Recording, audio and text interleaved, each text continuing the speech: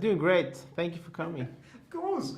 I kind of wanted to start with this such a fascinating true story, and I so very rarely get to speak to these subjects of films that are based on true story. So I was so curious, what was your experience of getting to see seeing your story kind of recreated and brought to life in a unique way? You know, it was an emotional roller coaster for sure. To get the original book, see the script, and then the script to make the movie. And I think, but the thing is, like, as the process was going, it was like turning the way that I kind of like it, and I like it even more. And now when I see the movie on the big screen, I love it. It is genuine. I saw it a few weeks ago. It is genuinely it's the most sentimental film possible, but it's a very good sentimental film. Yeah. Now, Simon, I was curious, what would you say was the thing that really caught you about this story? What was it as a filmmaker that got you really excited about this particular story, about everything that made you want to tell this? Well, there's a few things. I love dogs. I have 3 dogs, and so as a director, you always go, oh, a dog movie. Can I make it different to other ones? Because there are some tropes there.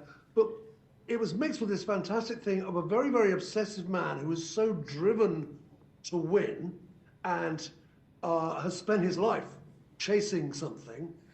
And then throughout this movie, something happens to him that changes the way he looks at life. And I think that was a really exciting thing to focus on. I appreciate that. I did want to let you know, both of you know, that my wife and I both have a dog as well. Like, it looks very similar to the one in the film. She saw the trailer and immediately sobbed. So it was, kind of really hitting on that, like, pulling at the heartstrings just in theory.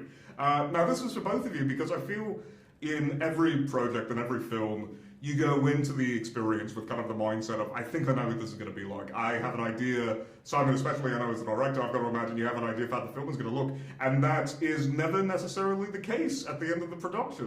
There's always something new, there's always something surprising that catches you during the course of a production. With that in mind, what would you both say surprised you the most about this experience?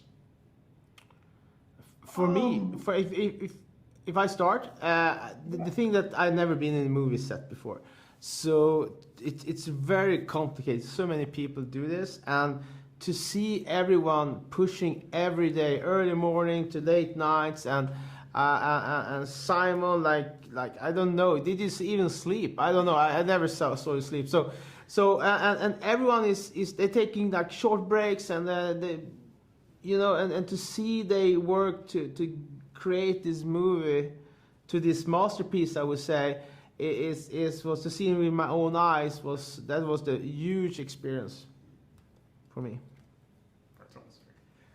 And then Simon. Yeah, I very much loved the place we filmed it. Of course, it was supposed to be in Ecuador.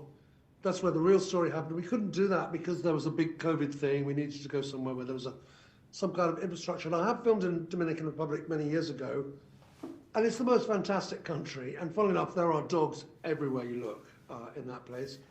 And of course, we mostly know it for tourism. But around the edge of the whole island, there are some smart hotels and beaches. But the minute you go a mile inland, it becomes a totally different country. And it was wonderful being able to see the sort of the other side of a touristy place. Fantastic.